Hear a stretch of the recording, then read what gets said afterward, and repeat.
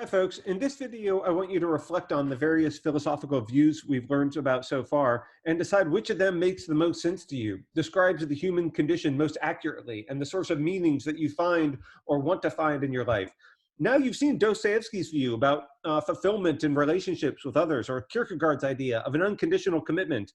And all of them think and recognize that existentialism is deeply personal. So you have to, if you want to engage with these views, at a philosophical level, you have to think about how they apply to your life and whether they ring true to your own personal circumstances.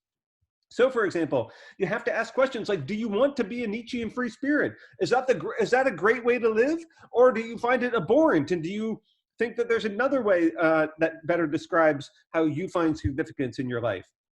Now, it might be hard to ultimately decide which of these philosophers we've met so far is the most true for your situation. So I also want to give you one other thing to think about in this video. And maybe this will help make up your mind, or maybe this will just make it more difficult.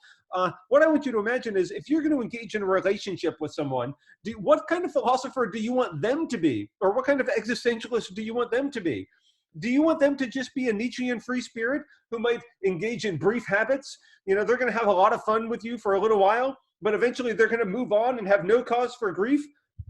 You know, contrast that with a Kierkegaardian kind of relationship. Do you want somebody in your relationship who is deeply, unconditionally committed to you? Now, that might work out great if you're in a sort of positive love story, but there's a dark side to Kierkegaard too. Maybe you don't want somebody who is so obsessed with you and who this relationship means the world to them. And maybe they become parasitic on you and on this relationship because their whole identity is wrapped up in it. Or think about Kierkegaard from another way. Do you want somebody, after the relationship is over, what do you think is the right thing?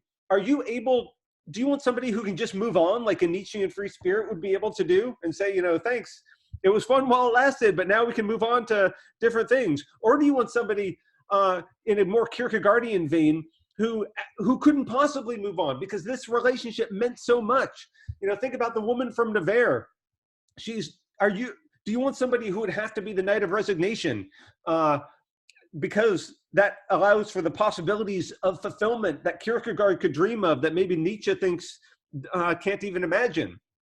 Or perhaps it's a Dostoevskian love story that you're after, and you're looking for another partner who could acknowledge the faults in themselves and see the faults in you and yet love you anyway. Dostoevsky's vision for a kind of loving mutual acknowledgement. Perhaps what we really want is Dostoevskian partners. Well, let me warn you, I do love this one line from the folks at Wisecrack who say, you know, if you are thinking about relationships from an existential point of view, if you are a Nietzschean free spirit, you better wait until the third date to bring up nihilism. It's not the best thing to lead off with on Valentine's Day. So maybe the meaningless of the universe does impede our ability to engage with others in a meaningful way.